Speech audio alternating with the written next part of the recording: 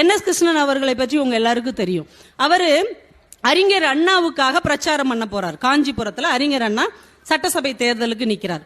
இவர் பிரச்சாரம் பண்ண போறார். நம்ம இன்னைக்கு வரைக்கும் பிரச்சாரம்னா என்னங்க கேள்விப்பட்டிருக்கோம்?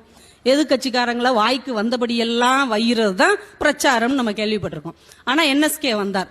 அவருக்கு எதிரா, அறிஞர் அண்ணாவுக்கு எதிரா யார் நிக்கிறாங்கன்னா ஒரு மருத்துவர், நம்ம டாக்டர் அறமையா மாதிரி அந்த ஊரை சேர்ந்த ஒரு மருத்துவர் எதிரில் நிக்கிறார் போட்டிக்கு. இப்ப வர்றார், என்எஸ்கே வர்றார். அந்த மருத்துவர், எதிர்கட்சியில நிக்கிற மருத்துவர் ரொம்ப நல்ல மனிதர். நான் எல்லார்ட்டையும் விசாரிச்சிட்டேன். அவரை மாதிரி சிறந்த மருத்துவரை எங்கேயுமே பார்க்க முடியாது. குழந்தைகளுக்கு ஃபீஸே வாங்க மாட்டார். முதியவங்கன்னா கையை பிடிச்சு ஆதரவா பேசுவார். நைட்டு 2 மணிக்கு கூப்பிட்டா கூட ஓடி வந்து மக்கள் பணி செய்வார். இப்படியே சொல்லிக்கிட்டே இருந்திருக்கிறார். கட்சிக்காரங்களுக்கு எல்லாம் பக்கு பக்குன்னு ஆயிடுச்சு. என்னைய அறிஞர் அண்ணாவை பத்தி சொல்வாருன்னு பார்த்தா ஆப்போசிட்ல நிக்கிற மருத்துவரை பத்தி பாராட்டியே பேசுறாரேன்னு எல்லாம் அப்படியே பார்த்துட்டே இருந்திருக்கிறாங்க. அப்படியே சொல்லிக்கிட்டே வந்த என்எஸ்கே சொல்றாரு, இவ்வளவு சிறந்த ஒரு மருத்துவரை, இவ்வளவு நல்ல மருத்துவரை நீங்க பாட்டுக்கு ஜெயிக்க வச்சு அனுப்பிட்டீங்கன்னா உங்களுக்கு யார் மருத்துவம் பாப்பா? அதனால நல்ல மருத்துவரை உங்ககிட்டயே வச்சுக்கோங்க.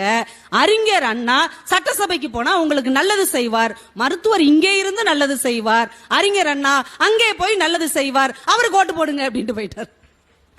ஒரு பிரச்சாரத்தில் கூட யார் மனசையும் நோகடிக்காமல், யார் மனசையும் காயப்படுத்தாமல் தன்னுடைய பிரச்சாரத்தை வைக்க முடியும்.